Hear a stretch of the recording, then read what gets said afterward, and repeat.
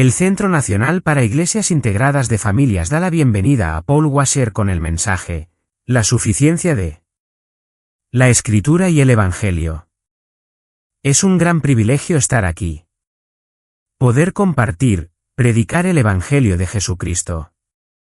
Dije anoche que era la tarea más difícil. Es la tarea más grande y más difícil. Cuando tomas tu texto para predicar el Evangelio de Jesucristo, puedes estar seguro de que terminarás en fracaso. ¿Quiénes somos? ¿Cómo puede un hombre? Incluso aquellas criaturas en el cielo que tienen voces de ángeles, ¿cómo podrían siquiera comenzar a describirlas? ¿Glorias de Dios en la cara, en la persona, en la obra de Jesucristo? He aprendido tanto esta semana. Muchas cosas importantes. Pero te digo esto porque lo creo, no hay nada, nunca habrá nada más importante, más espléndido, más hermoso, más necesario que el Evangelio de Jesucristo. Todo lo que se dice y se hace aquí no tiene poder, no tiene efecto, no tiene bien celestial, aparte de Cristo, y lo que Él hizo por nosotros en ese árbol. Los hombres hablan mucho de las grandes doctrinas de la fe. Y hay muchas, tantas que están más allá de mí. Pero permíteme compartir contigo algo. Una de las más controvertidas es la escatología, pero puedo asegurarte que el día que Jesucristo regrese entenderás todo lo que necesitas entender sobre la escatología. Pero también puedo asegurarte esto, que pasarás una eternidad de eternidades en el cielo. Y ni siquiera comenzarás a comprender o escalar las estribaciones del Evangelio de Jesucristo. Eso será, si no ahora, será entonces tu magnífica obsesión pasar a través de toda la eternidad rastreando las glorias de Dios y lo que Él ha hecho por nosotros en ese árbol. Rezaría para que sobre todo fueras hombres, mujeres y niños totalmente consumidos por sus cuerpos, su voluntad, cada fibra de su ser consumidos con una cosa, el Evangelio de Jesucristo. Y eso será suficiente, eso será suficiente. Estoy para predicar sobre el Evangelio y la suficiencia de la Escritura. Creo que la mejor manera de hacer eso es predicar el Evangelio. Pero tengo que agregar una cosa, desde ayer. Por la tarde y durante toda la noche, he estado abrumadoramente agobiado por este hecho. Estoy mirando a no sé cuántas personas, una gran masa de humanidad. Dentro de 100 años, el destino de todos en esta sala habrá sido decidido. Escúchame, jóvenes. Ustedes son mi mayor carga esta noche. Dentro de 100 años, algunos de ustedes serán tan gloriosos debido a su relación con Jesucristo que si pudieran ver una imagen de cómo serán, si pudieran ver eso ahora tendrían la tendencia a querer caer en adoración. Y jóvenes, escúchenme. Algunos de ustedes dentro de 100 años serán monstruos depravados grotescos en las entrañas del infierno. Y la única cosa que puede hacer la diferencia es el Evangelio de Jesucristo. Su educación en casa no puede salvarlos. Su cultura y su refinamiento no pueden salvarlos. Su vestimenta no puede salvarlos. Su ética y sus modales que se destacan por encima del resto de la cultura, serán podredumbre en ese día. En que estén desnudos ante Dios, y su destino sea decidido. No estoy aquí esta noche para predicar sobre el Evangelio. Estoy aquí esta noche para predicar el Evangelio. Porque aunque no soy un profeta ni hijo de profeta, puedo decirles esto. Estoy mirando a personas algunas de las cuales estarán ante Dios y serán declaradas réprobos y pasarán una eternidad en el infierno. Y por lo tanto, necesitan escuchar el Evangelio. Vamos a abrir nuestras Biblias en Romanos. Capítulo 3. Porque todos han pecado. Romanos 3 y 23, porque todos han pecado. Joven, escúchame. ¿Te asusta eso? Debería. Como solían decir los puritanos, no has pecado contra algún pequeño magistrado de un pequeño pueblo.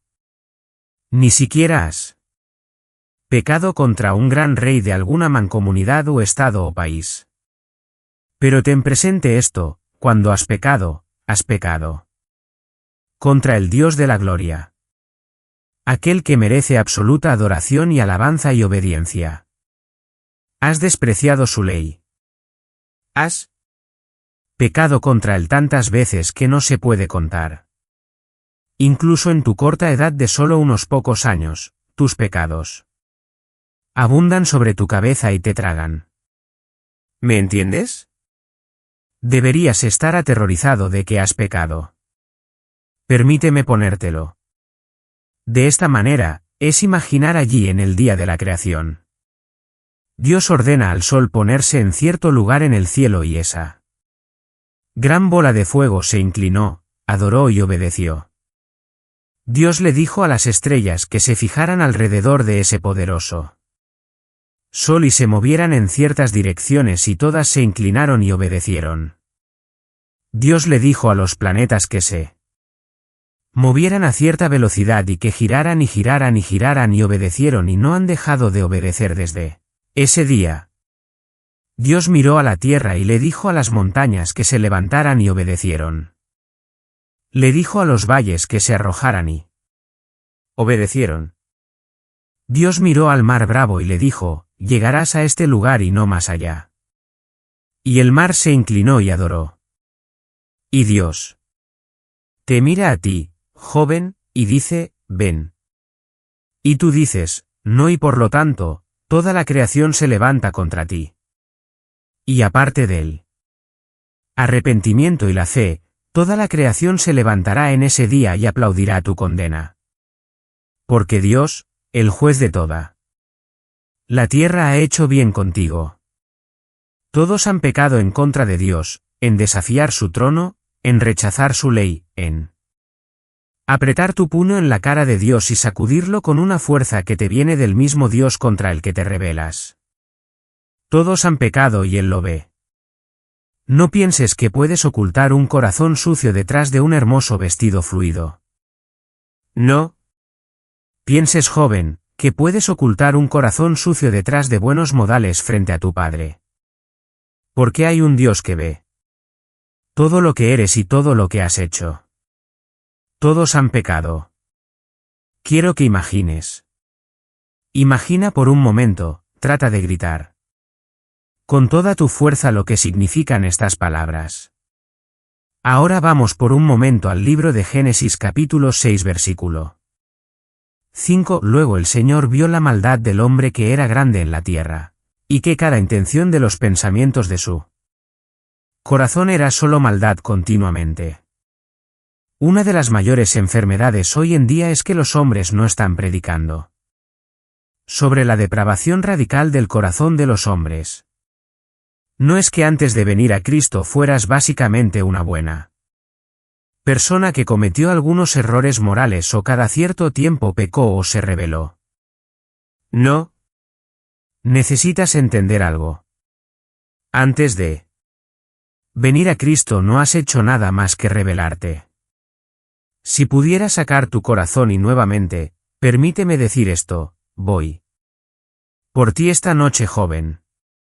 Si pudiera sacar tu corazón, cada pensamiento que has tenido, todo lo que alguna vez cruzó por tu mente y te aferraste y disfrutaste como propio.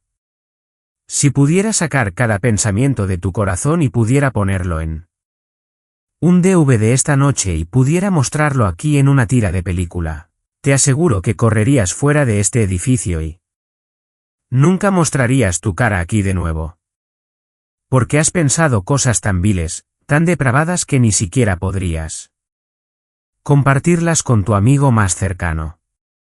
De hecho, si tu amigo más cercano conociera tus pensamientos, ya no serían tu amigo más cercano. Si supieras que estoy a punto de activar la cámara y mostrar tu vida aquí arriba, tus pensamientos, harías todo lo posible por detenerme, por detener la cámara porque te avergonzarías, aunque sepas que aquellos de nosotros que estaríamos mirando somos tan pecadores como tú. Sin embargo, te avergonzarías incluso en presencia de pecadores como tú. Ahora déjame hacerte una pregunta, joven. ¿Cómo crees que será cuando estés de pie ante el trono? Blanco ardiente santo de un Dios todopoderoso y todo santo cuyo ojo penetra hasta lo más profundo de tu alma. ¿Cómo será estar ante Él? Sigamos en Génesis capítulo 8 versículo 21. Y el Señor olió el aroma calmante y el Señor dijo para sí mismo, nunca más maldeciré la tierra por causa del hombre, porque la intención del corazón del hombre es mala desde su juventud. Mi querido amigo, hay un sentido en el que el diluvio hizo algo de limpieza de la tierra, pero te aseguro que se necesita más que un diluvio. Un diluvio mundial para limpiar el corazón de un hombre. Mira lo que dice. Solo míralo. ¿Qué dice? La intención del corazón del hombre es mala desde su juventud. ¿Qué significa eso? ¿Tienes que enseñar a un niño a mentir? Absolutamente no. ¿Tienes que enseñar a un niño a ser egocéntrico y egoísta? No. Lo aprenden por sí mismo si ni siquiera lo aprenden. Es inherente. Es algo que brota tan pronto como tiene la fuerza y la oportunidad de hacerlo. Te sugiero que la condición del corazón de un hombre es de esta manera, que si estás sosteniendo un bebé de 18 meses en tus brazos y ese bebé alcanza el reloj en tu mano, y le niegas ese pequeño reloj a ese niño, gritará. Agitará sus brazos en el aire. Podría incluso tratar de golpearte en la cara, y te aseguro que ese niño de 18 meses tuviera la fuerza de un hombre de 18 años. Ese niño te mataría donde estás, arrancaría el reloj de tu brazo y saldría de esa habitación dejando huellas sangrientas sin un ápice de remordimiento, excepto por la gracia común de Dios. Dices: hermano Paul, me sorprendes. Te estoy diciendo la verdad. Esta es la condición del corazón de un hombre natural. Esta es la condición del corazón de todos aquellos que se dejan a sí mismos aparte de la gracia de Dios. ¿Qué crees que te separa de un Hitler? ¿Alguna vez te has preguntado eso? ¿Por qué fue Hitler tan malvado como lo fue? ¿Por qué Hitler no fue más malvado? ¿Por qué no eres como él aunque rechazas a Cristo? ¿Por qué no eres tan malvado que haces que Hitler parezca un niño del coro? Es solo esto, es la gracia común de Dios restringiendo tu maldad. Pero un día si él te entrega, te aseguro, harás que Hitler parezca un niño del coro. Esa es la condición de tu corazón aparte de la gracia sostenida de Dios. Creo que Dios sostiene este mundo con gracia común y contiene su maldad para que a lo largo de la historia pueda hacer una obra de redención, salvar a los hombres y obtener gloria para sí mismo. Pero si Dios nos entregara a todos a los diseños de nuestros propios corazones, nos destruiríamos a nosotros mismos en una inmoralidad loca. Eso es lo que la Biblia testimonia con respecto a los hombres. Eso es lo que la Biblia testimonia con respecto a ti. Ahora vamos a Isaías capítulo 64 versículo 6. Porque todos nosotros nos hemos vuelto como uno que es inmundo y todas nuestras obras justas son como trapos sucios.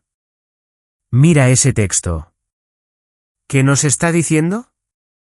Quiero que te des cuenta de esto. Es muy probable que esté hablando del leproso. ¿Has estado alguna vez cerca de leprosos? Yo sí. Un caso completo sin tratar de la peor clase de lepra es una de las cosas más horribles que podrías imaginar. Un cuerpo de heridas y llagas. Y pus y sangre y fluido corporal. Olerías a un leproso antes de siquiera entrar en esta sala si uno estuviera parado junto a este púlpito. Digamos que todos nosotros, queriendo tanto cambiar la sociedad y la cultura, fuéramos a la tienda más fina que pudiéramos encontrar en el área y compráramos la seda más fina y prístina, es blanca como la nieve, y vinimos y envolvimos al leproso, todo su cuerpo en esa seda para hacerlo presentable. Duraría solo un momento. ¿Y por qué es eso? Porque la corrupción del hombre sangraría a través de la tela y la tela sería tan sucia, si no más que el hombre mismo. Es por eso que las buenas obras no te salvarán. Jóvenes, escúchenme. Los he observado aquí con asombro. Me he regocijado en sus vidas. Me ha asombrado la forma en que se visten, cómo se comportan, cómo hablan, su madurez. Podría seguir toda la noche para decirles de las virtudes aparentes y externas que he visto mientras he estado aquí. Pero quiero que sepas esto: si tu corazón no ha sido lavado por la sangre de Jesucristo, eres un leproso sucio, asqueroso, pecaminoso. Y no hay nada en ti que sea agradable para Dios, pero todo en ti hace que toda la creación justa grite por tu condena. Me he beneficiado mucho de este ministerio. Las revistas, el catálogo, las enseñanzas. Y afirmo tanta belleza. Pero joven, escúchame. Si no entiendes en todo esto que los maestros están tratando de decirte que nada de esto tiene valor aparte del Evangelio, si no entiendes eso, serás solo un hijo del infierno bien vestido. ¿Hay realidad interna de Cristo? Si amas la moralidad, te digo esto, es idolatría. Debes amar a Cristo. ¿Amas la virtud victoriana? Te aplaudo. Pero si eso es lo que amas, es idolatría. Preferiría tener a un hombre salvaje, desaliñado y sin modales, que fuera apasionado por Cristo que a todos ustedes si todo lo que tienen es ropa bonita. Debes tener a Cristo. Debe ser Cristo y nada más que Cristo. ¿Lo amas? ¿Lo anhelas? ¿Te gusta tu estilo de vida o amas a Jesús? Sigamos. Romanos de vuelta a Romanos. Capítulo 3 versículo 10. No hay ninguno justo. Ni siquiera uno. La sabiduría del Espíritu de Dios al escribir las Escrituras. Porque creo que si hubiera dicho que no hay ninguno justo, muchos se habrían levantado y dicho, sí, sé que no hay ninguno justo, pero él dice, no. No hay ninguno justo. No, ni uno. No, ni uno. No hay ninguno que entienda. No hay ninguno que busque a Dios. Ahora, joven, escúchame. Escúchame. ¿Buscas a Dios? No te estoy preguntando si tienes buenos modales. No te estoy preguntando si sabes cómo comportarte. No te estoy preguntando si has leído libros sobre cortejo. Te estoy preguntando esto: ¿buscas a Dios? ¿Lo deseas? Sigamos. Versículo 12. Todos se han desviado, juntos se han vuelto inútiles. No hay ninguno que haga lo bueno. No hay ni siquiera uno. La gran mayoría de las personas en este mundo creen que de alguna manera están bien con Dios debido a alguna bondad en sí mismos. No. ¿Entiendes que para estar en la presencia de Dios debes ser perfectamente justo sin la más mínima inclinación de un pecado? La pregunta que me encanta hacer a los niños es: ¿cuántas veces pecaron Adán y Eva antes de ser expulsados de la presencia de Dios y con su juicio vino el caos universal? Tal es la justicia de Dios. ¿Cuántas veces has pecado? Ni siquiera puedes comenzar a contarla. Todos han pecado. Quiero que mires el versículo 19. Ahora sabemos que lo que la ley dice, habla a aquellos que están bajo la ley para que toda boca sea cerrada y todo el mundo pueda hacerse responsable ante Dios. Mi deseo al predicar esto, creo que fue el deseo de Pablo al escribirlo. Despojarte de toda esperanza en la carne. Cortarte de toda esperanza de alguna manera de hacerte justo con Dios por tu propia virtud o tu propio mérito. ¿Ves eso? Pablo se esfuerza con todo lo que tiene en su mente, cada fibra de su ser bajo el poder y la influencia del Espíritu Santo siendo llevado por él. Pablo se esfuerza en los primeros 3 capítulos del libro de Romanos para hacer una cosa, condenar al mundo entero. Porque tal es el corazón del hombre que no buscará la salvación en Dios hasta que se le corte toda otra esperanza. O, que el Espíritu del Dios Todopoderoso descienda sobre este lugar y muestre a las personas su pecado ante él. Que toda esperanza en la religión, toda esperanza en el refinamiento, toda esperanza en la virtud cristiana sea destruida. Para que todos en esta sala clamen por Cristo y solo por Cristo. Todos han pecado y se quedan cortos de la gloria de Dios. La visión contemporánea de esta declaración es que Dios tenía un plan maravilloso para tu vida, pero debido a tu pecado lo has arruinado. Pero eso es solo una pequeña parte de lo que Pablo intentaba escribir. Esto no se trata de ti, se trata de Dios. Fuiste creado con un propósito. Escúchame. Fuiste creado con un propósito y ese es la gloria de Dios para Él y solo para Él. Eso es para lo que fuiste hecho, ¿no lo ves? Tantos. Incluso aquí esta noche, que probablemente caminan en la miseria y la confusión. Se sienten como una articulación que ha sido dislocada. Se preguntan cuál es su propósito. Joven, puedo decirte cuál es. Es vivir tu vida en sumisión a la ley de Dios para la gloria de Dios, creyendo en el Hijo de Dios, Jesucristo. Que con cada aliento que tomes, es solo por una razón y esa es darlo y alabar a Dios que cada latido de tu corazón pertenece a Jesucristo. Y ten cuidado con la idolatría, especialmente la religiosa. No amo a mi esposa principalmente por el bien de mi esposa. No busco ser un buen esposo o un buen padre principalmente por el bien de mi familia porque eso sería una idolatría grave. Lo hago por él. Todo por él. Juzga cada estándar joven de lo que estás haciendo por esto. ¿Es realmente, verdaderamente por él? ¿Y si él lo quitara todo y te dejara solo con él, todavía poseerías alegría indecible y llena de gloria? Porque tu esperanza ha sido, está en él. Todos han pecado y se quedan cortos de la gloria de Dios. Ahora, siendo justificados. Él dice en él. Versículo 24, siendo justificados. ¿Qué significa eso? Está hablando del cristiano. El verdadero cristiano, el verdadero converso, el verdadero creyente, el Hijo de Dios, que son justificados. ¿Qué significa eso? No significa que en el momento en que creíste en Jesucristo, te convertiste en un ser perfectamente justo o que fuiste infundido con una magnífica porción de la gracia de Dios.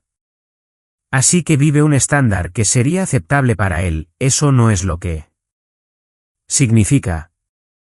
Justificado es un término legal o forense. Significa que en el momento en que un hombre cree en Jesucristo, es declarado justo ante el trono de Dios legalmente o forensemente, no sobre la base de sus propias obras sino sobre la base de Cristo en la cruz del Calvario. ¿Ves? Todo está allí. Todo está allí para nosotros en el Calvario. Ahora continúa. Y dice, siendo justificado como un regalo por su gracia. Esta palabra se expresa como un regalo. Se toma de una palabra griega que se encuentra en otro lugar y dice esto, hablando del odio de la gente hacia el Mesías, dice que lo odiaron sin causa.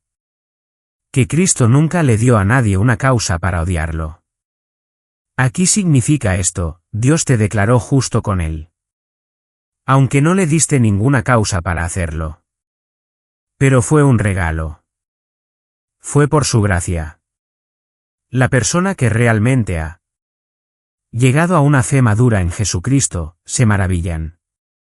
Se maravillan solo en Cristo. Y si te acercaras a ellos y siquiera sugirieras que ellos tuvieron algo que ver con su salvación, se volverían tan nauseabundos como para vomitar. Dirían: apártate de mí. Déjame solo. Las cosas que estás diciendo son errores grotescos. Son blasfemias. Estoy salvado porque Él derramó su propia sangre por mi alma y esa es la roca sobre la que estoy parado. ¿Ves, mi querido amigo, realmente solo? Hay dos religiones en todo el mundo. Una religión de la ley, una religión de las obras, y una religión de la gracia. Sí. Vamos al judío ortodoxo y decimos, si murieras ahora mismo, ¿a dónde irías? Podría decir, iría al paraíso. ¿Por qué? Amo la ley de Dios. Soy obediente a la ley de Dios y por lo tanto, he ganado mi lugar en el camino de los justos. Vas al musulmán y dices si murieras ahora mismo, ¿a dónde irías? Iría al paraíso. ¿Por qué? Amo el Corán. He hecho las peregrinaciones y las oraciones. He sido un hombre fiel. Luego vas al cristiano, al verdadero cristiano, y dices, sí. ¿Murieras ahora mismo, a dónde irías? Diría, iría al cielo. ¿Por qué? Y luego viene la respuesta sorpresa. Él dice, en pecado nací. En pecado me concibió mi madre. He roto cada ley de mi Dios. Merezco el mayor de los juicios acumulados sobre mi cabeza a lo largo de toda la eternidad. Y lo detienes y le dices, pero Señor, los otros dos hombres entiendo que van al cielo porque es exactamente lo que se merecen, pero me dices que vas al cielo y sin embargo no mereces tal cosa. ¿Cómo puede ser eso? Y el cristiano sonríe y dice, porque voy al cielo basado en la virtud y el mérito de otro. Jesucristo mi Señor y solo en Él. Siendo justificado como un regalo por su gracia a través de la redención. Hay algunas palabras que solo deberían decirse con un labio tembloroso. Redención es una de ellas. Pagar un precio, liberar a un esclavo, o a un cautivo. Dios tiene un reclamo sobre todos los hombres por derecho de creación. Él te hizo. Eres suyo. Pero tiene un reclamo sobre algunos hombres por derecho de redención. Su Hijo derramó su sangre por ti.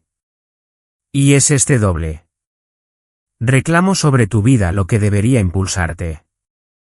Cristo murió por mí. De alguna manera, el cristiano es el más libre de todos los hombres. De otra manera, el cristiano es un esclavo, pero un esclavo alegre de esto. Ya no soy mío. Fue comprado con un precio. Ya no soy mío. Fui comprado con un precio. Ustedes, jóvenes aquí hoy, aquellos de ustedes que esperan el ministerio, días oscuros vienen sobre nuestra tierra. Aparte de un avivamiento, verás persecución. Y quizás encarcelamiento.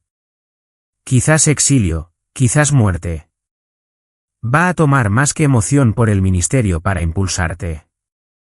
Vas a tener que ser capturado por 2 días. El día en que Cristo colgó ante los hombres y el día en que todos los hombres se arrodillarán ante Cristo. O, que te conviertas en propiedad Que te conviertas en propiedad de esta verdad controladora. Que Cristo murió por tus pecados y te compró para Dios. En los 26 años que lo he servido, mi único arrepentimiento es que no he dado más. Y si vivo otros 30 años, mi único arrepentimiento será que no he dado más. ¿Cuál es el propósito de los ojos excepto verlo? ¿Cuál es el propósito de los oídos excepto escucharlo? ¿Cuál es el propósito de un corazón? Nada más que un músculo que bombea sangre excepto latir por él. Y la idolatría nunca será erradicada de nuestras vidas hasta que cada onza y fibra se le dé a él. Porque él derramó su propia sangre por nuestra alma. Redención que está en Cristo Jesús. Oh, amo esta frase. Amo Efesios capítulo 1 solo por esa pequeña preposición en, y ese gran nombre Cristo. Predicaba una vez hace años atrás y después de predicar sobre las glorias de Cristo, un joven se me acercó y dijo: Tienes razón, hermano Paul, todo lo que necesitamos es Cristo. Y dije: No, joven, todo lo que tenemos es Cristo. Aparte de Él no hay nada. ¿Lo ves? Aparte de estar en Cristo no hay nada para ti excepto Él. Él lo es todo. Es absolutamente todo. Nada. Crece. Ninguno de ello tiene sentido excepto en Cristo porque todo fue hecho por Él. Fue todo hecho para Él. Y un día Él regresará como dijo Abraham Kuyper, y cuando lo haga, extenderá su mano sobre todo lo que está en este planeta y gritará mío, mío, mío, mío porque es justamente suyo. Y ahora llegamos a esto. A quien Dios mostró públicamente como una propiciación en su sangre a través de la fe. Dios lo mostró, lo exhibió como solía decir el Dr. Martin Lloyd Jones. Lo exhibió. Lo colocó fuera de la ciudad en las encrucijadas del universo, en la ciudad religiosa principal del mundo. Lo clavó en un árbol para que todos lo vieran. ¿Pero cuál es el propósito? ¿Cuál es el propósito de todo esto? ¿Por qué? ¿Por qué? Te voy a mostrar el mayor problema en todas las escrituras. Te voy a mostrar de qué se tratan las escrituras. La razón de todo lo que es, estás a punto de descubrirlo. Vuelve conmigo por un momento al libro de Proverbios capítulo 17 versículo 15. El que justifica al impío y el que condena al justo, ambos por igual son una abominación para el Señor. Ese es el mayor problema en todas las escrituras. El que justifica al impío es una abominación para el Señor. Entonces surge la pregunta, si el que justifica al impío es una abominación para el Señor, entonces ¿cómo puede el Señor mismo justificar al impío? El mayor problema en todas las escrituras es este: si Dios es justo no puede perdonarte. ¿Alguna vez has pensado eso? Mi querido amigo, eso es el corazón mismo y el centro del Evangelio. Si Dios es un Dios justo, no puede perdonarte. A veces, cuando me paro frente a personas universitarias, sé que soy un hombre marcado cuando subo a la plataforma y así que voy a ellos sabiendo que piensan que soy un dinosaurio puritano del pasado y digo esto: tienes un gran problema. Este es tu mayor problema. Dios es bueno. Retroceden en sus sillas ante la sorpresa de eso. ¿Qué problema debería tener con un Dios bueno? Tu problema es que Dios es bueno. ¿Por qué es eso un problema? Porque tú no lo eres. ¿Ves esto, mi amigo? Los criminales no temen a los jueces corruptos porque son iguales. Pueden tratar entre sí, pero los criminales están aterrorizados por los hombres justos. Si Dios es un Dios justo, Si el juez de toda la tierra es hacer lo correcto, entonces, ¿cómo puede declarar a los impíos legalmente bien con él cuando ciertamente no lo son? Permíteme darte un ejemplo. Digamos que fueras a casa de esta conferencia y encontraras a toda tu familia asesinada en el suelo y vieras al criminal, al asesino sobre tus hijos, quitándoles la vida a tu último hijo, y en un ataque de ira corrieras sobre sus cuerpos, agarraras al hombre y lo arrojaras al suelo y lo ataras y luego llamarás a la policía y la policía lo llevará a la cárcel, y luego todos los habitantes del pueblo esperarán su aparición en la corte, y finalmente llega el día, y mientras ese hombre que asesinó, masacró a toda tu familia está ante el juez declara: soy un juez amoroso. Eres libre. Estás perdonado. Gritarías horrorizado. Escribirías a cada congresista, cada senador, cada presidente. Estarías en contacto con los medios, los periódicos, la televisión, y estarías gritando, reuniendo a la gente con peticiones de que hay un juez en el banquillo mucho más malvado que los criminales, que justifica porque un juez debe hacer justicia. Vuelve a la pregunta: si Dios es un Dios justo, ¿cómo puede declararte legalmente justo con él cuando no lo eres? Y por eso tenemos esta palabra, propiciación. Se refiere a un sacrificio que satisface las demandas de la justicia, que apacigua la ira de Dios y hace posible que un Dios justo y santo perdone, declare a hombres malvados justos y aún así siga siendo justo. Propiciación. Pero déjame decir algo aquí que es muy importante. Algunas personas malinterpretan esto. Cuando digo que Dios debe ser justo y justificar al impío, no estoy diciendo que haya alguna ley, algún principio universal más alto que Dios al que deba someterse. No. Hay algún principio general de justicia al que Dios deba inclinarse antes de perdonar al pecador. No. La justicia que debe satisfacer es la suya propia. Él es un Dios justo y no puede negar su atributo de justicia incluso en nombre del amor. Esa justicia debe ser satisfecha. A veces he oído a predicadores decir: en lugar de ser justo contigo, Dios fue amoroso. Entonces, ¿mi única conclusión lógica es que el amor de Dios es injusto? No, mi querido amigo. Dios debe ser justo si va a ser amoroso. Quiero hablar contigo por un momento. Joven, escúchame. Sobre el odio de Dios. Hay escrituras que ya no se predican en nuestra época, que este Dios de las escrituras odia. Una dama me dijo una vez: esto es imposible. Dios no puede odiar porque Dios es amor.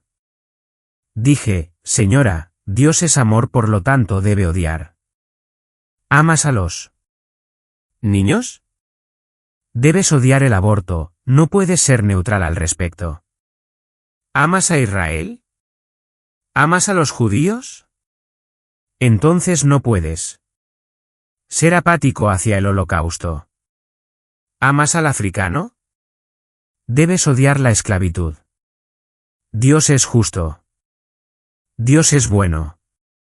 Dios es amoroso. Y ama celosamente todo lo que es bueno, todo lo que es como Él y su excelencia.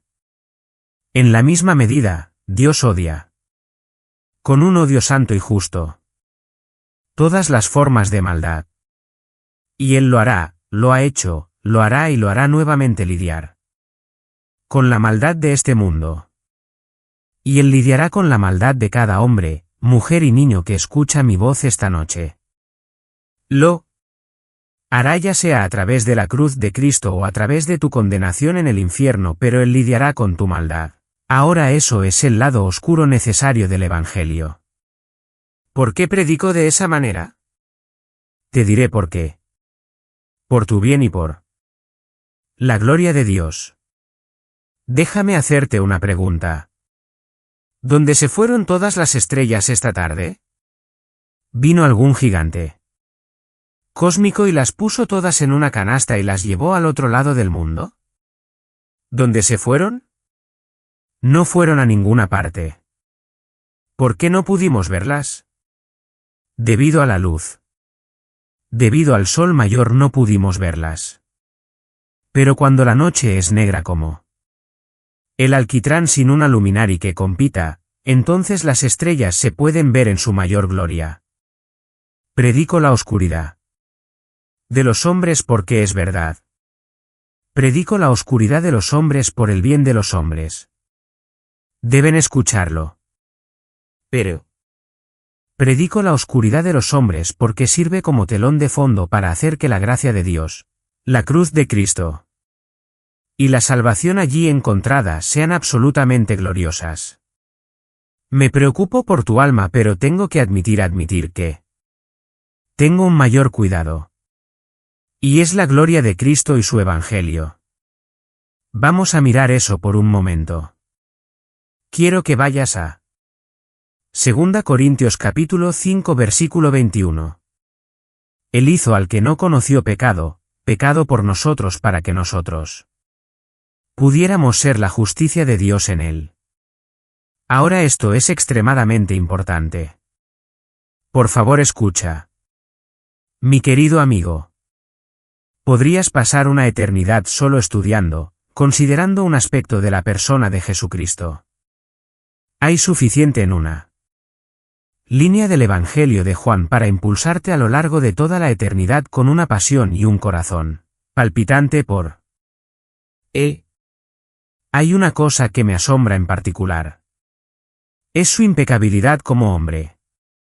Su sin pecado. Quiero que pienses en esto. Ahora piensa.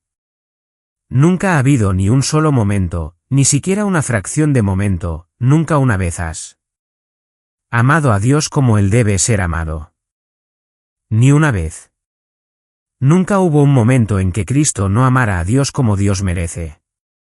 ¿Quieres hablar de ser lo suficientemente bueno para ir al cielo? Estos son algunos de los requisitos.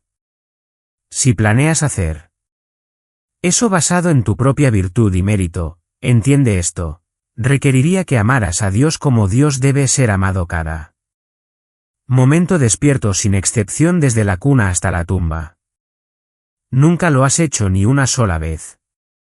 Y sin embargo este Cristo que guarda el pacto, que obedeció a Dios en absolutamente todo, el único testigo verdadero de Yahvé, el único siervo verdadero de Dios, que dice sobre él: lo hizo al que no conoció pecado, pecado. ¿Qué significa eso? Dices que solo decimos estas cosas, ¿no? Dices estas cosas y te preguntas cómo puedo emocionarme con una declaración tan pequeña. Es lo que yace dentro de la declaración. Aquel que no conoció pecado, Dios lo hizo pecado. ¿Qué significa eso? Significa que en el árbol del Calvario de alguna manera la naturaleza de Cristo se corrompió y se contaminó, para que en realidad se convirtiera en un ser pecaminoso. No. Siempre fue el Cordero Inmaculado de Dios. Entonces, ¿qué significa? ¿Que se hizo pecado? Fue hecho pecado. ¿Qué significa eso? Quiero que mires la última parte de este versículo. Lo hizo al que no conoció pecado, pecado por nosotros para que nosotros pudiéramos ser la justicia de Dios en él. ¿Cómo se convierte el creyente en la justicia de Dios? Significa que en el momento en que creemos en Jesucristo, nos convertimos en estas criaturas perfectamente inmaculadas, perfectamente justas, sin pecado por naturaleza. Absolutamente no. ¿Qué significa? Significa esto: en el momento en que creemos en Cristo, somos declarados legalmente bien con Dios y somos tratados como tales. Somos tratados como aquellos que están bien con Dios. Oh, creyente. Si solo pudieras captar esta verdad, serías el ser humano más alegre en la faz de la tierra de que eres tratado como perfectamente justo por Dios. ¿Qué significa que Cristo fue hecho pecado? Significa que en ese árbol, todo el pecado vil, la suciedad de su pueblo fue imputado a él. Considerado como suyo. Fue puesto sobre él y luego escucha. Esta es la parte. Fue tratado como culpable. Eres culpable y deberías ser tratado como culpable, lo que significa que serías un objeto de la ira infinita de un Dios todopoderoso y todo santo. Pero en ese árbol Cristo llevó tu pecado y fue tratado como culpable ante Dios el Padre, ante Dios el Padre. Ahora por favor, aguanta conmigo unos minutos más, por favor. En ese árbol, Jesucristo se convirtió en maldito ante Dios al llevar tu pecado, y tu culpa, y siendo tratado como deberías ser tratado. La Biblia dice en el libro de Gálatas, maldito es todo aquel que no cumple con todas las cosas escritas en el libro de la ley para hacerlas. Bajo una maldición, todos nosotros. ¿Qué significa eso? ¿Qué significa eso? Mirando a través de las Escrituras, la única manera en que puedo ilustrarlo es de esta manera. Estar bajo una maldición por violar la ley de Dios significa que ante un cielo santo eres tan vil, eres tan repugnante que lo último que oirás en el día del juicio cuando des tu primer paso hacia el infierno es toda la creación poniéndose de pie y aplaudiendo a Dios porque Dios ha librado a la tierra de ti. ¿Entiendes algo de la naturaleza atroz del pecado? ¿Pero qué dice la Biblia? En ese árbol, Cristo nos redimió de la maldición de la ley. Llevó tu maldición porque llevó tu pecado. Llevó tu maldición ante Dios. Ahora, ¿qué significa eso? ¿Alguna vez has leído Bienaventurados los pobres de espíritu porque de ellos es el reino de los cielos? Bienaventurados los que lloran porque ellos serán consolados. ¿Lo has leído alguna vez? Las bienaventuranzas. Bienaventurados los mansos, porque ellos heredarán la tierra. Bienaventurados los que tienen hambre y sed de justicia, porque ellos serán saciados. Bienaventurados los limpios de corazón, porque ellos verán a Dios. Bienaventurados los pacificadores, porque ellos serán llamados hijos de Dios. Tomemos ese texto, las bienaventuranzas, gíralo completamente y aplícalo a Cristo en ese árbol. Los bendecidos son concedidos el reino de los cielos, pero los malditos son negados y rechazados la entrada. Los bendecidos son receptores del consuelo divino. Los malditos son objetos de la ira divina. Los bendecidos están satisfechos, los malditos son miserables y desdichados, los bendecidos reciben misericordia. Los malditos son condenados sin piedad, los bendecidos verán a Dios, los malditos son cortados de su presencia. Los bendecidos son hijos e hijas del Dios viviente, y los malditos son desheredados en desgracia. Dios mío, ¿por qué me has abandonado? En los capítulos 27 y 28 de Deuteronomio, tenemos algo muy interesante en la nación de Israel. Las tribus están divididas. Un grupo de las tribus está ubicado en el monte Gerasim, y desde allí deben proclamar las bendiciones que deben caer sobre la cabeza del guardián del pacto. Los otros están ubicados en el monte Ebal y desde allí deben gritar las maldiciones sobre el que rompe el pacto. Eso eres tú. Todas las maldiciones del monte Ebal deberían ser derramadas sobre tu cabeza. Pero todas fueron derramadas sobre Cristo, en tu nombre, el único guardián del pacto. Si Dios es justo, su justicia debe ser satisfecha. Debe hacerse un sacrificio. Y así fue en ese árbol. Ahora quiero tomar solo un momento, y tengo que decirte que, Este estudio que estoy haciendo ahora fue impulsado simplemente al escuchar un sermón del Dr. R.C. Sproul. Creo que fue en 2008 sobre Cristo muriendo bajo maldición. Me llevó a entrar en las Escrituras día tras día tras día. Así que tomemos estas maldiciones del monte Ebal y veamos cómo se colocan sobre la cabeza de Cristo mientras está en ese árbol. Cuando Jesús gritó, Dios mío, ¿por qué me has abandonado? Ya que colgó en ese árbol llevando nuestro pecado, el Padre cerró la puerta del cielo y le gritó de vuelta, Dios, tu Dios te condena. Y luego las maldiciones, el Señor te envía maldiciones, confusión y reprensión hasta que seas destruido y perezcas rápidamente. El Señor te hiere con locura y con ceguera y con desconcierto de corazón y andarás a tientas al mediodía como el ciego anda a tientas en la oscuridad sin nadie que te salve. El Señor se deleita en hacerte perecer y destruirte, y serás arrancado de la tierra. Maldito serás en la ciudad y maldito serás en el campo. Maldito serás cuando entres y maldito serás cuando salgas.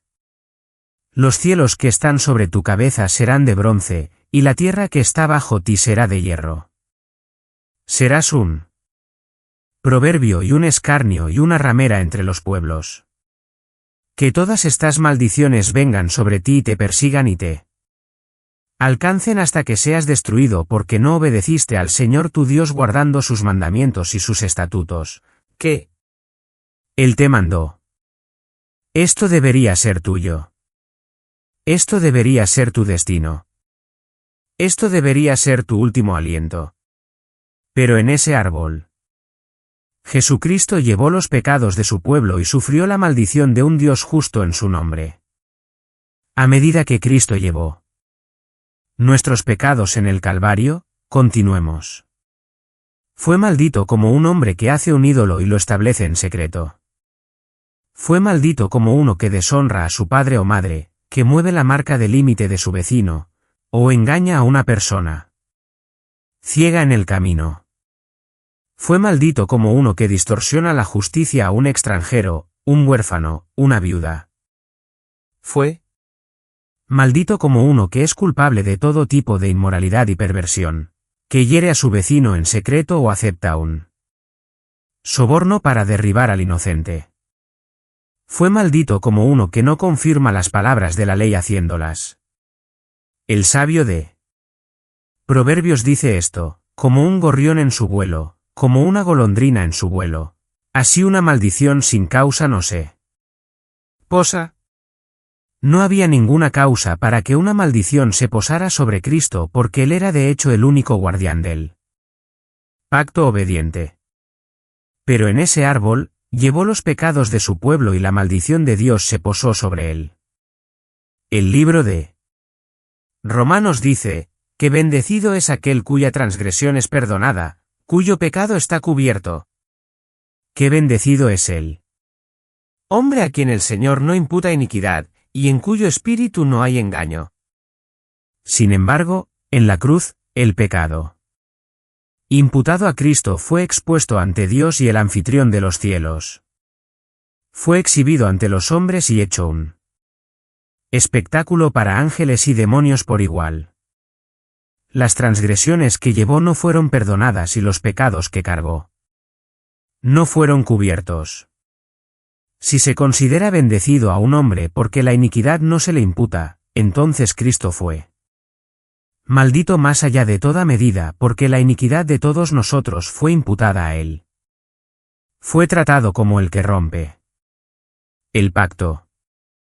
Quiero leerte un pasaje de la renovación del pacto en Moab, tomado de la ley de Dios. Escucha lo que dice. Sobre el que rompe el pacto. La ira del Señor y su celo arderán contra ese hombre. Y cada maldición que está escrita en este libro descansará sobre él. Y el Señor borrará su nombre de debajo del cielo. Luego el Señor lo señalará para la adversidad de todas las tribus de Israel según todas las maldiciones del pacto que están escritas en el libro de la ley. Y sin embargo, todas estas cosas cayeron sobre la cabeza de nuestro Salvador. Quiero aclarar un malentendido que he oído tantas veces que me disgusta. Cuando Cristo está en el jardín y clama 3 veces, que pase de mí esta copa. Que pase de mí esta copa. Que pase de mí esta copa.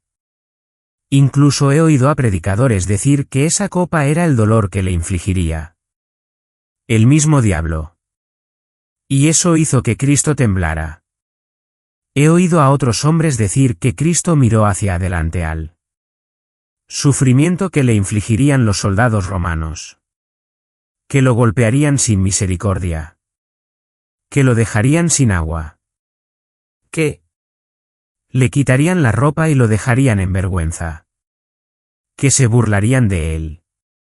Que lo golpearían en la cabeza, que le colocarían una corona de espinas en la frente, que lo clavarían en un árbol con clavos. Que le atravesarían el costado con una lanza. Quiero que sepas que eso no es cierto. No es verdad. Aunque no le quitaré nada a los sufrimientos físicos excruciantes de nuestro Señor, eso no es lo que le hizo clamar en el jardín esa noche: toma esta copa de mí. Déjame demostrártelo. Después de la muerte, resurrección y ascensión de Jesucristo, literalmente 1,000, decenas de miles, quizás 100 de miles de cristianos fueron asesinados por su fe. Muchos de ellos fueron crucificados. Muchos de ellos crucificados boca abajo. Muchos de ellos no solo crucificados, sino cubiertos con una forma cruda de queroseno y prendidos fuego para proporcionar luces para las calles de Roma. Y sin embargo, la historia nos dice que esos mismos discípulos de Jesucristo fueron a esas cruces romanas cantando himnos con alegría, adorando a Dios con alegría debido a la oportunidad de morir. ¿Vas a decirme que los discípulos de Jesucristo tenían más fortaleza que el mismísimo capitán de su salvación? ¿Crees que fue una cruz lo que nuestro Señor temió? ¿Qué temía? Escucha esto, del libro de los Salmos.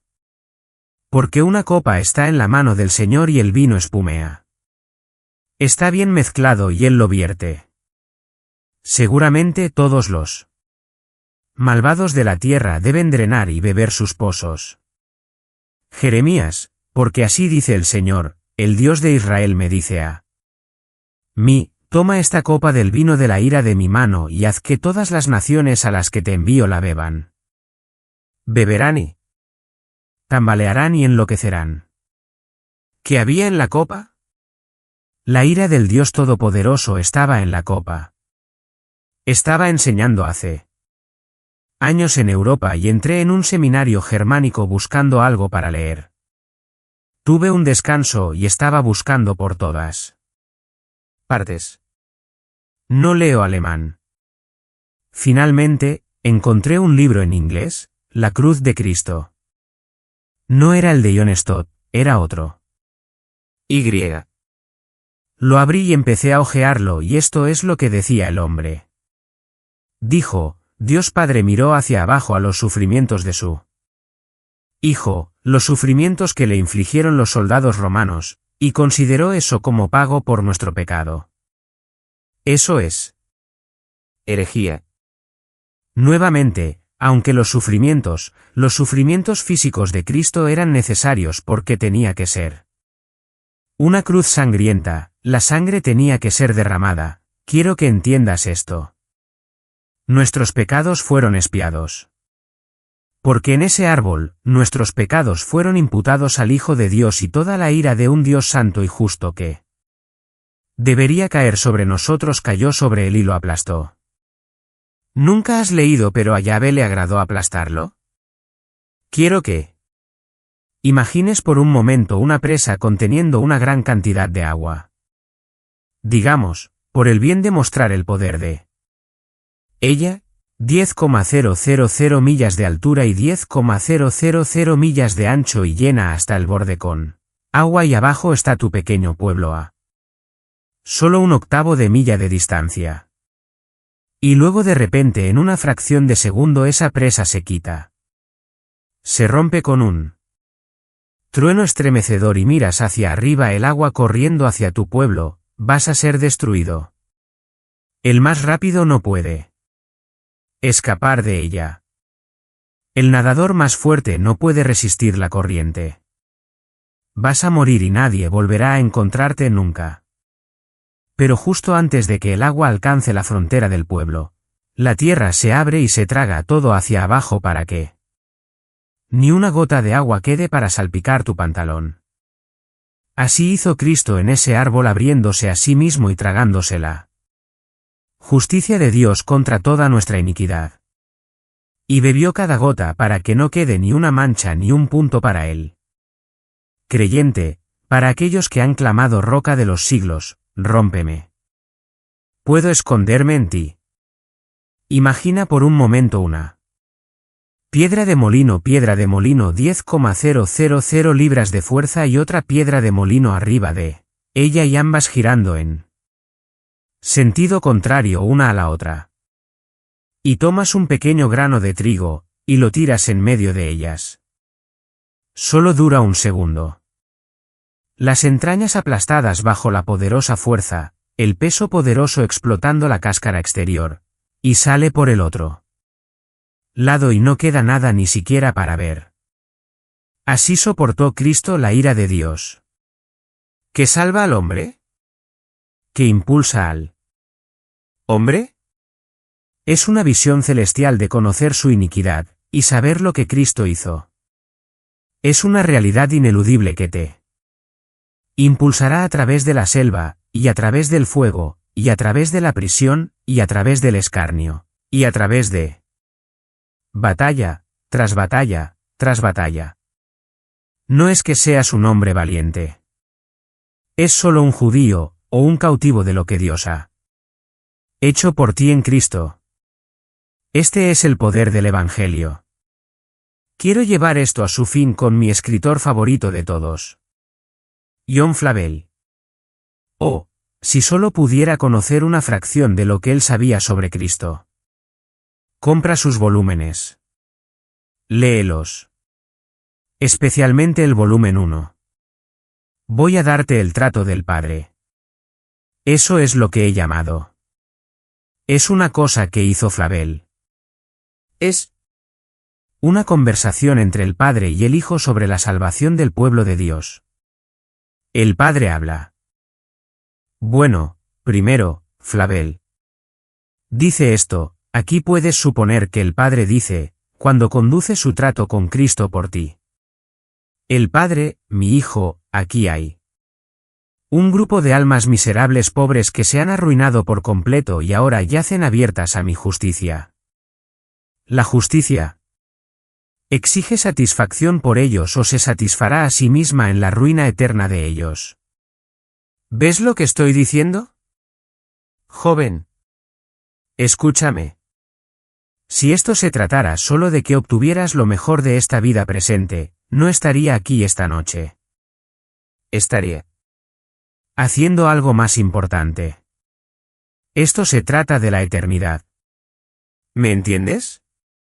Esto se trata de la realidad eterna, vida, muerte, cielo, infierno.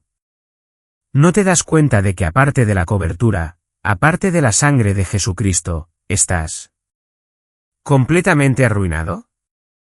¿Crees en tu osadía que en el día del juicio te pararás ante Dios cara a cara y tratarás con Él? Quiero que sepas que te derretirás ante Él como una figurita de cera diminuta frente a un horno de vidrio. No te demores. No esperes. Es Cristo y solo Cristo porque estás completamente arruinado aparte de Él. Luego el Hijo responde. Oh mi Padre, tal es mi amor también y la piedad por ellos, que en lugar de que perezcan eternamente, seré responsable por ellos como su garante. Ahora escucha esto, cristiano. Trae todas tus facturas para que pueda ver lo que te deben. ¿Ves lo que está pasando? Esto no es como algunos que se comprometen o se casan pensando que están llenos de amor solo. Para descubrir, oh, ¿en qué me he metido? No sabía que sería así. Quiero salir. No. Cristo le dijo al Padre, antes de que se haga, Padre trae todas sus facturas. Quisiera saber exactamente lo que debo pagar. Y sabiendo hasta el último centavo exactamente lo que debe pagar, tal fue su amor por su novia, tal fue su amor por el pecador que alegremente fue a ese árbol para pagar cada precio. Continúa y dice, Señor, tráelas todas. Ahora escucha esto, para que no haya cuentas posteriores con ellos. ¿Ves lo que está diciendo? Padre, tráelo todo. Quiero saberlo y luego cuando lo pague, lo pago en su totalidad para que nunca más haya tratos de nuevo con mi pueblo. Sus crímenes serán pagados de una vez por todas. Y. Luego continúa y dice, de mi mano lo requerirás, y preferiría sufrir su ira, la ira que les corresponde, que ellos la sufran. Sobre mí mi Padre, sobre mí recae toda su deuda. El Padre, pero mi Hijo, si te haces cargo de ellos, debes esperar pagar hasta el último centavo. No esperes abatimientos. Cuando estás en el Amazonas, siempre teníamos estas embarcaciones improvisadas sin techos. Y cuando veías una ráfaga de nubes bajando por el río, sabías que tenías que llegar a la orilla porque si esa nube no se disipaba, si la tormenta no disminuía o dejaba de ser o disminuía de alguna forma o moda, hundiría tu bote en cuestión de 5 minutos. Gritarías por un abatimiento. Que sea menos. Pero aquí él está diciendo, mi hijo, si te haces cargo de tu pueblo no esperes abatimientos. Y luego escúchalo. ¿Qué dice Flable? Esto es tan fuerte. El padre dice al hijo, si los perdono, no te perdonaré a ti. ¿Eso te hace algo? ¿Oh? ¿Solo estoy dirigiéndome a tu cabeza caída? ¿El Espíritu de Dios no ha hecho ninguna aplicación a tu corazón? ¿Escuchas lo que se está diciendo aquí? Mi hijo, si los perdono, no te perdonaré a ti. El hijo, conforme Padre. Que así sea. Cárgalo todo sobre mí. Soy capaz de descargarlo. El capitán de nuestra salvación, prueba ahí de la divinidad. ¿Qué? ¿Si no Dios podría descargar tal cosa? Soy capaz de descargarlo y aunque resulte en una especie de deshacerme, aunque empobrezca todas mis riquezas, vacíe todos mis tesoros, aún así estoy conforme con emprenderlo. Ahora cierro. He ido muy lejos, lo entiendo. Pero no me disculpo. Un anciano es mandado por la voz de Dios a llevar a su hijo a una montaña y allí matarlo. El anciano obedeciendo esa voz lleva a su hijo Isaac a ese lugar llamado. Dice esto, toma ahora a tu hijo. Escucha. Tu único hijo. Tu hijo a quien amas. ¿Crees que Dios está hablando de algo futuro? Toma ahora a tu hijo, tu único hijo a quien amas, Isaac, y ve a la tierra de Moriah y ofrécelo allí como una ofrenda quemada en una de las montañas que te diré. Cuando el anciano hace su deber, ata a su hijo, está listo para ceder su voluntad a la de Dios. Listo para bajar el cuchillo sobre el pecho de su único hijo. Su hijo, el hijo a quien ama y su mano es detenida y Dios le dice esto, Abraham, Abraham no extiendas tu mano contra el muchacho y no le hagas nada porque ahora sé que temes a Dios ya que no has retenido a tu hijo, tu único hijo de mí. Y luego el anciano se da vuelta y encuentra un carnero en él. Matorral atrapado por sus cuernos, y dice Jehová Jireh, el Señor proveerá. Ten cuidado de usar nunca esa terminología. Excepto como se aplica a Jesucristo. Todos escuchamos esa historia y pensamos qué final tan maravilloso. Todos respiramos aliviados. El niño está a salvo.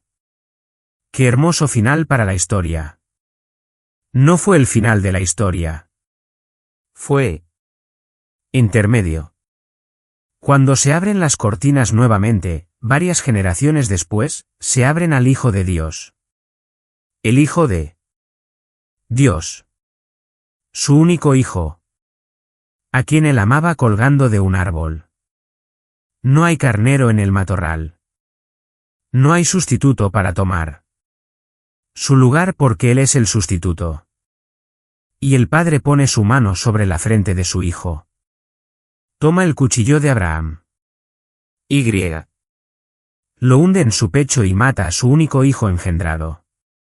Ofrece el sacrificio. La creación envía un llamado.